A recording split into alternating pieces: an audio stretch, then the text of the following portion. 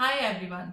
Today I want to talk about a topic which is very important for all the women who are trying to progress in their career. The topic is how do you evaluate a new job offer or a company?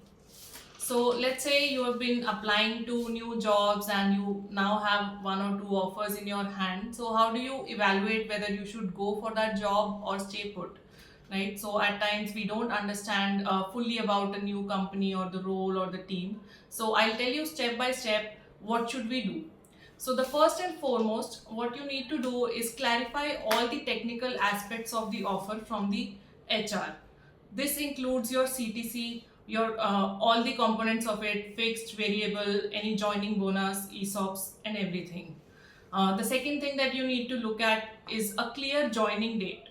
At times it becomes difficult when the joining date is not clear and you have already resigned in your previous company, so it becomes a challenge. Then there are other aspects like any bonuses, any relocation bonus, what is the notice period, and how often are you able to take leaves or paid time off. So these are also very important aspects which you need to look at when you are evaluating the job offer. And lastly, you should also check about the work culture and the expectations in the role. Is the work setup remote, hybrid, or in office? How flexible are the timings? These are all points that have become very relevant, and you need to take a look at all of these from your personal perspective. How comfortable you are with these points. After clarifying everything from the HR on your job offer, the next step that you should take is to benchmark your offer. There are platforms like Glassdoor and some other online platforms as well where you can check the salary range for the role that you are getting an offer for, right? So you should go to these platforms and check whether the offer that you have got is it in line with the industry benchmarks or not. At times the company may be small or it may be a startup. You may not find the direct salary details for your particular role. In that case, it is completely okay to look for similar organizations and similar roles within that, and that can give you a good benchmark.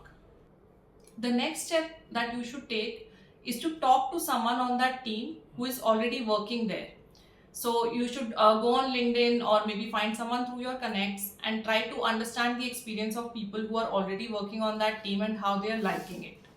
Another step that you can take in this direction is to find reviews on online platforms like again Glassdoor, Reddit, or Fishbowl. So these platforms will give you reviews and ratings from a lot of employees and ex-employees, and it's a good resource to understand the work culture, the policies of the company, and you can be wary of anything that is not in line with how you want to go ahead in your career.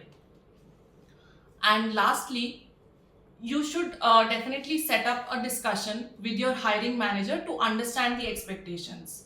Generally, it would have already happened during your interview process, but in some cases, the hiring manager may not be available and someone else might have taken your interviews. So, do make a request to the HR to speak to that hiring manager who is going to be your reporting manager going forward, and try to understand what kind of person that hiring manager is and whether you will be able to gel well and work with them for the long term.